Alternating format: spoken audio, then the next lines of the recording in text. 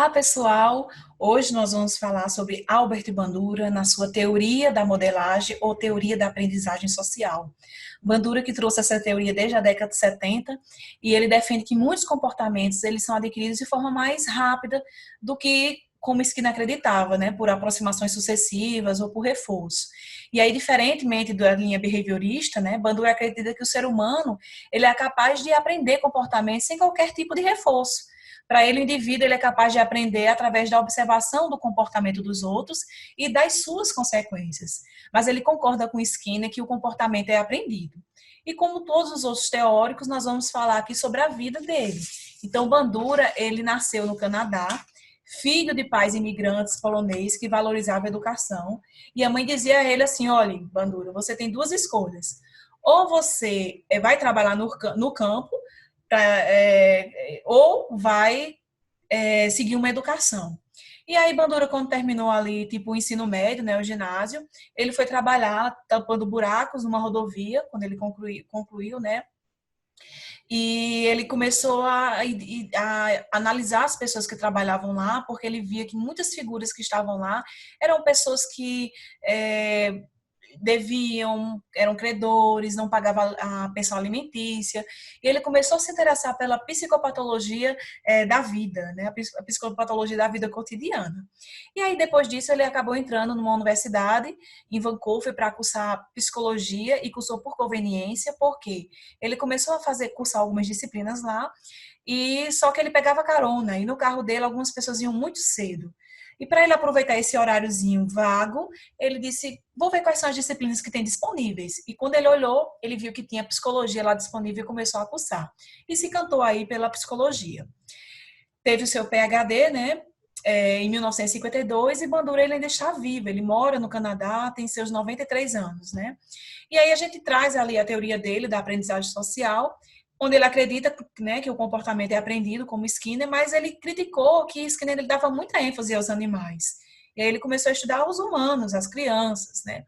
E ele disse, olha, a gente tem que levar em consideração o ambiente social. O comportamento é aprendido e modificado pelo ambiente social, e não em laboratórios, né, como o Skinner ele fazia ali no seu trabalho dele. Então, ele acreditava que a prática, que praticamente todas as formas de comportamento, eles podem ser aprendidas sem experimentar diretamente qualquer reforço, como um sorriso, um chocolate, um aperto de mão, sei lá, o dinheiro, e que em vez de experimentarmos reforço para cada uma das ações, a gente pode aprender através do reforço vicariante. E esse reforço vicariante é o reforço que a gente observa, quando a gente observa outra pessoa recebendo algum tipo de reforço, então chama-se de reforço vicariante. Então, aí, trazendo um exemplozinho, né? Então, eu ofereci ao meu chefe, como uma forma de gentileza, pegar uma xícara de café para ele. Então, eu cheguei para o meu chefe e entreguei ali a xícara de café. Meu chefe gostou, ficou tão feliz por aquela xícara de café que ele me deu um abraço. E aí, meu colega, ele viu, né, que o chefe dele também ficou feliz porque recebeu uma xícara de café e deu um abraço. E no outro dia ele foi e fez do mesmo jeito. Foi lá e deu uma xícara de café. Né? Eu brinco muito em sala de aula, às vezes, com a questão do exemplo de chocolate. E acaba funcionando. Eu começo que fico feliz ao receber chocolate, sei lá. Aí ganho um chocolate, às vezes, de um aluno. Digo, olha que coisa linda, maravilhosa. E daqui a pouco está todo mundo me dando chocolate. Então, nesse distanciamento social, eu estou perdendo um pouco aí também desse tipo de reforço vicariante.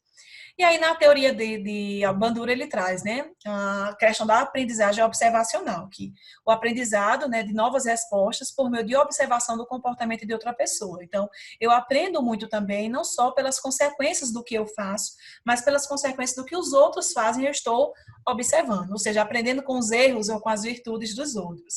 E o reforço vicariante é esse fortalecimento do meu comportamento por meio da observação que eu vejo de outra pessoa. Ela tem uma consequência e aí eu vou agir, como a história do meu chefe. Deu uma xícara de café e meu colega foi lá e quis se comportar da mesma forma. Pode ser tanto para coisas positivas como para coisas negativas também. E aí, na teoria de Albert Bandura, então, na teoria dele, ele não negava a importância do reforço, né? Ele dizia só que o reforço ele não poderia ser a única forma de favorecer o aprendizado. Até porque ele disse que seria muito ineficiente aprender por tentativas e erros sempre, perigoso também, porque se você algumas habilidades como nadar ou dirigir, seria algo muito perigoso se você fosse aprender só por tentativas e erros, né? Não tivesse alguém ali ensinando como é que você deve fazer. Então, ele disse que a gente tem que aprender por meio da observação ou do exemplo, e não apenas pelo reforço direto. E aí isso é bem importante a gente entender. E aí ele fez uns estudos, né? Um estudo com o João Bobo, que eu não sei se vocês já viram, mas é aquele um balão inflável, né? Onde as crianças elas brincam ali com o João Bobo. E o estudo que ele fez foi basicamente que ele colocava o João Bobo numa sala e colocava antes umas crianças para observar adultos brincando com esse João Bobo. Então, alguns adultos batiam nesse João Bobo, um grupo de adultos batia nesse João Bobo, para aquele grupo de crianças. E quando aquele adulto ele saía, as crianças elas iam lá brincar com o João Bobo. E elas repetiam ali aquele comportamento semelhante ao do adulto, a bater com força, de forma agressiva ali com o João Bobo. Ele pegou também um outro grupo de crianças, que a gente chama de grupo controle, né? E colocou o adulto lá apenas brincando com o João Bobo, sem bater e tal. E o que aconteceu? Quando o adulto saiu, as crianças reproduziam o comportamento. Elas apenas brincavam ali com o João Bobo. Então, ele trouxe ali essa questão dessa aprendizagem, que a gente aprende coisas boas como coisas ruins também, como a violência, por meio da observação. Então, ele trouxe isso na teoria. Outros estudos, né, que ele fez da questão da aprendizagem social ou modelagem, ele comparou o comportamento de pais e de crianças, de dois grupos de pais e de dois grupos de crianças. E aí, o objetivo era verificar se as crianças com os pais agressivos eram crianças agressivas e as crianças com os pais inibidos eram crianças inibidas. Então, o comportamento dos filhos deveria refletir o comportamento dos pais. E o que foi verificado é que os pais que eram agressivos, as crianças eram agressivas, e os pais que eram inibidos, as crianças elas eram inibidas, né? Comprovando aí a teoria dele. Uma outra característica da teoria dele, nós vamos trazer aqui. Então, ele traz o fenômeno da desinibição, que é o enfraquecimento de inibições ou constrangimento por meio da observação de um modelo. O nosso comportamento ele é muito influenciado também pelo comportamento do grupo que nós estamos inseridos, né? Então, quantas vezes a gente não vê multidões, às vezes quebrando vidraças, quebrando banco, quebrando pessoas que a gente não imagina que poderia estar fazendo isso e quando ela está em grupo ela acaba se desinibindo, né? Ficando desinibidas diante desse comportamento. Então, as pessoas elas são mais propensas a deixar as inibições de lado se virem outras pessoas fazendo do mesmo jeito. E aí foi feito um experimento, né, relacionado a respostas sexuais, onde um filme era exibido para esse grupo de pessoas e dizia, olha, uma luzinha vai passar no vídeo mostrando para onde uma pessoa anteriormente de vocês que assistiram o filme, para onde elas olhavam para o filme. Então era um filme muito erótico. Então, um grupo de pessoas, o flashzinho, ia para outras partes que não fossem as partes do corpo, para o fundo, para outros locais. E num outro grupo, o flashzinho ia justamente para as partes mais íntimas, as partes eróticas, né? A nudez.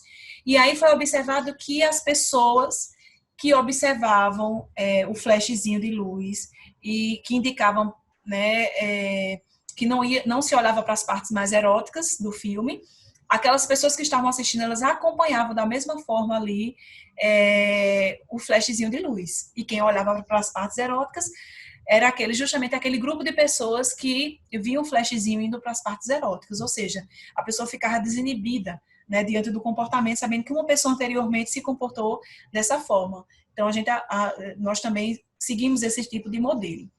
Os efeitos dos modelos da sociedade. Então, tem muitos comportamentos, bons e maus, ou normais ou não saudáveis, que são adquiridos por meio aí da imitação. Então, desde a infância, a gente vai desenvolvendo essas respostas, esses modelos, que a sociedade ela vai nos oferecendo. Nossos pais, nossos professores, os coleguinhas que convivem com a gente, geralmente pessoas mais velhas. E aí a gente traz aqui as características da situação da modelagem. Então, características dos modelos que a gente segue, né, na infância. Modelo ao vivo, geralmente são as pessoas que a gente mais segue, né, pessoas que a gente realmente conhece, tem algum contato, a idade aproximada da gente, o sexo da gente, pessoas de status pessoa que de prestígio, as blogueiras. Então, a gente geralmente segue, algumas pessoas seguem ali os blogueiros, né? Eu coloquei até uma imagenzinha aí da Xuxa, né? Depois dessa, eu vou até passar meu Monange, né? Então, a gente segue modelos ali e as propagandas, por exemplo, o marketing, ele traz isso, né? Ele coloca pessoas ali que são importantes naquela época, que naquela fase ela está trazendo, tem algum status, e traz como para fazer propagandas, porque a gente acaba sendo influenciado e comprando, né? Sandálias havaianas, enfim, com aqueles atores. As características dos modelos, dos observadores, né? Então, geralmente esses observadores, as pessoas que estão observando, às vezes ela não tem um grau de autoestima e de autoconfiança tão elevado. Por isso que eles são influenciados ali também por outras pessoas. E as consequências também que a gente vai ter das recompensas. Então, ver um modelo receber uma recompensa ou uma punição por apresentar comportamentos específicos. Então, se eu vejo uma pessoa ali que eu admiro, ela tendo um determinado comportamento e ela conseguindo, sei lá, subir no cargo dela da empresa, eu vou me comportar de forma semelhante ali, porque eu sei que ela vai que tem uma recompensa. E é uma recompensa que eu almejo também, que eu admiro, que eu almejo. Então, eu vou acabar seguindo também aquela pessoa. Então, Bandura, ele verificou que nós aprendemos por um processo, por 4 tipos de processos, né? Processo de atenção, retenção, produção e processos motivacionais e de incentivo. Então, no processo de atenção, eu prendo minha atenção ao comportamento de outra pessoa. Então, geralmente celebridades, pessoas importantes, ou pessoas que são experts naquela área ali de conhecimento, enfim, daquela habilidade. E aí, ao prestar atenção àquela pessoa, eu preciso prestar atenção para poder fazer parte desse meu processo ali de aprendizagem. O outro processo seguido é o de retenção. Então, a gente precisa ser capaz de lembrar o comportamento daquele modelo. Então, se eu estou seguindo ali um professor, se eu estou seguindo ali um técnico naquela área, eu prestei atenção ao que ele faz, eu vou fazer tipo uma imagem, né? Eu vou fazer uma imagem mental ali da situação, do que ele fez, para poder repetir. Então, eu guardo aquilo, eu acabo de uma certa forma codificando simbolicamente ali aquele evento ou aquela situação que ele fez. O outro processo seguido, né, após você prestar atenção, após você reter ali, você tem a produção, que é você colocar em prática aquilo que você observou. Então, por exemplo, aprendendo a dirigir. Então, eu presto atenção ao instrutor, porque o instrutor ele é uma pessoa expert naquilo. Então, eu estou prestando atenção ao que ele está me dizendo. Ele me diz, eu reproduzo aquilo mentalmente e depois eu vou tentar colocar em prática. Né?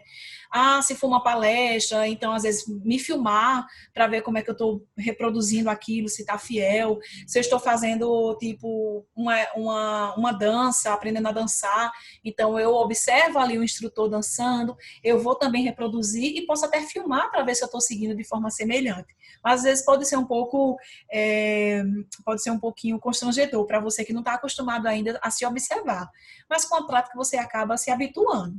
E o outro processo são os processos motivacionais ou de incentivo. Então, incentivos influenciam o processo de atenção e retenção. Então, por que eu quero aprender aquilo? Por que eu quero aprender a dirigir?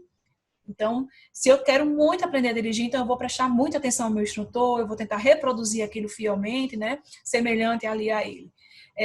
Como é que vem esse processo motivacional? Eu posso, de uma certa forma, antecipar o reforço ou a punição, pensar nas consequências se eu aprender aquilo, se eu não fizer me comportar daquela forma.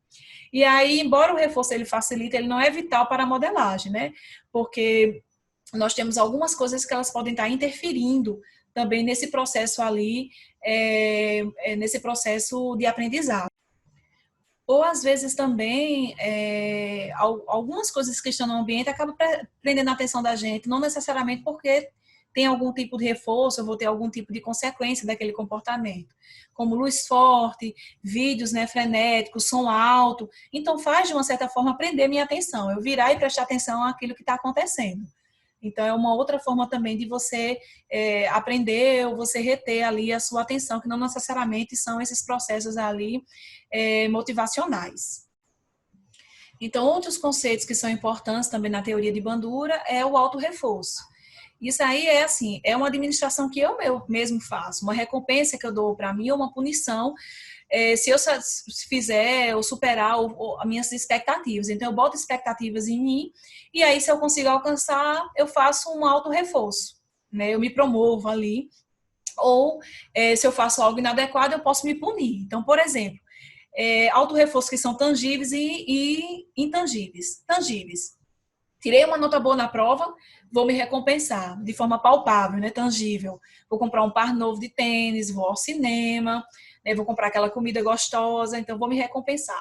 Nota ruim na prova, não vou viajar esse fim de semana para ficar estudando. Então, seria ali uma punição.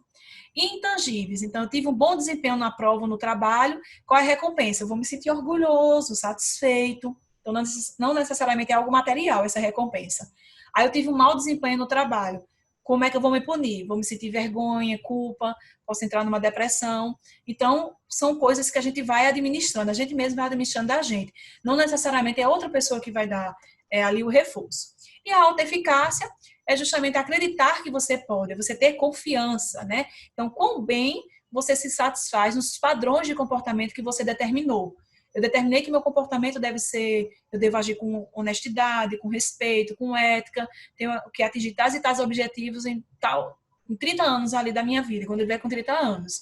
Então, né, eu acredito que eu posso fazer isso, eu estou satisfazendo esses padrões, que eu estabeleci de honestidade, de ética, de responsabilidade, então eu vou ter esse sentimento de adequação, de eficácia, de competência para lidar com a vida. Tá? Bandura ele também traz que existem fontes de informações aí da alta. Então, uma das formas de eu entender, né, se eu tenho realmente essa alta eficácia, é a aquisição de desempenho. Então, realizações anteriores atestam nossas capacidades e fortalecem nossos sentimentos de alta eficácia. O feedback que eu tive em situações semelhantes. Então, é uma forma de eu entender e fortalecer ali a minha alta eficácia, se eu vou ter alta eficácia. Outra questão são experiências vicariantes. Então, ver outras pessoas que são semelhantes a gente, elas conseguirem apresentar um bom desempenho, então isso vai fortalecer também a minha alta eficácia, eu acreditar em mim. Por exemplo, eu sou jogadora aí de vôlei, né? Eu sou levantadora, tenho 1,70 m. E aí eu vejo uma outra pessoa que, semelhante a mim, de 1,70 m, também jogando vôlei e fazendo altos levantamentos, enfim, bloqueios. Então eu vou entender que aquela pessoa ali, se ela consegue, eu também posso conseguir. Então são experiências vicariantes. A persuasão verbal é lembrar as pessoas que elas possuem a capacidade de alcançar o que quer que seja, pode realçar também a autoeficácia. Então, você consegue, você vai conseguir, você vai chegar lá, você tem competência. Então, esses tipos de feedback também são importantes, tanto a gente fazer como também a gente receber das pessoas. E a estimulação fisiológica emocional. Então, se a gente acredita que é capaz de lidar com um problema, quando a gente acredita, a gente não fica agitado, não fica tenso, não fica ansioso, não fica nervoso. Então, essa estimulação fisiológica emocional, ela vai nos ajudar. Por isso que, às vezes, é tão importante, e muitos profissionais da psicologia, eles orientam a prática da meditação, que é uma forma de você tentar manter o controle também, o controle no aqui, no agora, e não ficar pensando no futuro. Então, é uma forma de você também favorecer ali, ter sentimentos de alta eficácia. Bandura, ele traz os estágios, né, de desenvolvimento da modelagem da aprendizagem e da alta eficácia, né, desde a infância.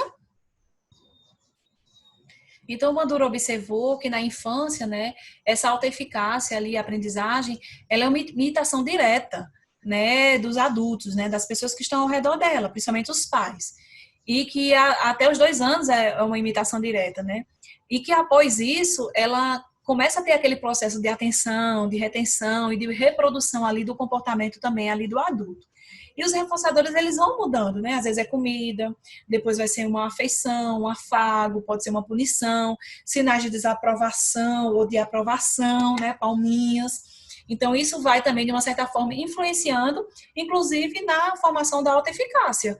Né? Além de influenciar ali como a criança ela deve se comportar, como ela deve andar, o que ela pode mexer ou não, o que ela fala também é uma imitação ali dos adultos que estão ao redor dela, mas também vai demonstrar ali o desenvolvimento da autoeficácia desse adulto. Né? Esse adulto, se ele tem uma boa autoeficácia, ele também vai influenciar na autoeficácia ali dos seus filhos, né? Dessas crianças. E ele considerou também importante a ordem de nascimento, né? Os irmãos mais velhos, o irmão mais novo, né? Isso tudo influenciando nessa modelagem na alta eficácia. Na adolescência, né? Esse nível de alta eficácia ele vai estar muito relacionado à formação da infância, na infância. E aí, nós temos novas demandas na adolescência, como Que curso eu vou fazer na faculdade, com quem eu namoro, quais os grupos, a minha identidade. Isso tudo é muita pressão, né, para esse adolescente ele estar lidando. E aí eu acabo estabelecendo também novas competências e novas habilidades e faço avaliações dessas habilidades também na infância, na adolescência e também muito influenciado pelo grupo social que eu estou convivendo, geralmente adolescentes também, com idade semelhante a minha, o sexo também semelhante ao meu. Na vida adulta, ele dividiu em adulto jovem e meia-idade. Na adulto jovem, as demandas de casamento, paternidade e ascensão profissional, né? A faculdade que eu fiz, o trabalho, então, necessário uma elevada autoeficácia para poder conseguir se adaptar a essas novas demandas. Na meia-idade, os anos às vezes são estressantes, há uma reavaliação da carreira, da vida familiar, social, e aí é um momento de você também encontrar novas oportunidades para melhorar a sua autoeficácia. Na velhice, ele traz ali os declínios, né, cognitivos e físicos também, a aposentadoria, às vezes o afastamento da vida social, e aí faz também a gente fazer uma nova reavaliação, né, da nossa vida. E a alta eficácia é o fator crucial para determinar o sucesso ou o fracasso ao longo de toda a vida. Se eu vou ficar desesperado nesse período, eu vou ter um sentimento de adequação, o sentimento de que eu contribuí com o meu legado ali para a vida, né, conforme Erik Erikson também traz na teoria dele. O objetivo principal de Bandura era como é que eu posso modificar o comportamento, né? Ele não tem aquela visão fechada de que uma vez formado o comportamento vai ser o resto da vida assim. Mas como eu posso modificar o comportamento? Como eu posso modelar? Né? Então, como eu posso aprender, reaprender ou modificar o comportamento? E aí ele traz estudos, né, sobre medos e fobias, né, estudo de crianças que temiam cachorros e como era feito o tratamento. Então, a participação guiada. Então, a criança por processo de modelagem, ela assistia o modelo vivo e depois participava com ele. Então, a criança com medo ali, por exemplo, de cachorro, ela observava um vídeo ali onde criança brincava com outro cachorro, um cachorro dócil e tal. Às vezes ela pode ver também ao vivo um adulto indo lá, alisando o cachorro, brincando com o cachorro, e o cachorro dócil, e até ela ir lá tentar e brincar com esse cachorro. Então, é uma forma de você estar modelando ali, retirando ali esses medos e essas fobias que são aprendidas. Sobre a natureza humana. Então, Bandura, ele traz na teoria dele, né, a gente consegue observar na teoria dele, que o comportamento humano, ele é controlado pela pessoa por questões cognitivas, né, do que ela, a percepção que ela tem ali daquele ambiente, como também pelo ambiente, as situações que ela está vivendo. E aí ele acrescentou na teoria dele, isso ele chamou de determinismo recíproco, e ele acrescentou na teoria dele a reciprocidade triádica, que isso aí são 3 questões, é o comportamento, como eu me comporto, as consequências desse meu comportamento, os processos cognitivos e as variáveis situacionais, né? As situações que eu estou vivendo vai estar influenciando aí nesse meu aprendizado, se eu vou continuar me comportando dessa forma ou não.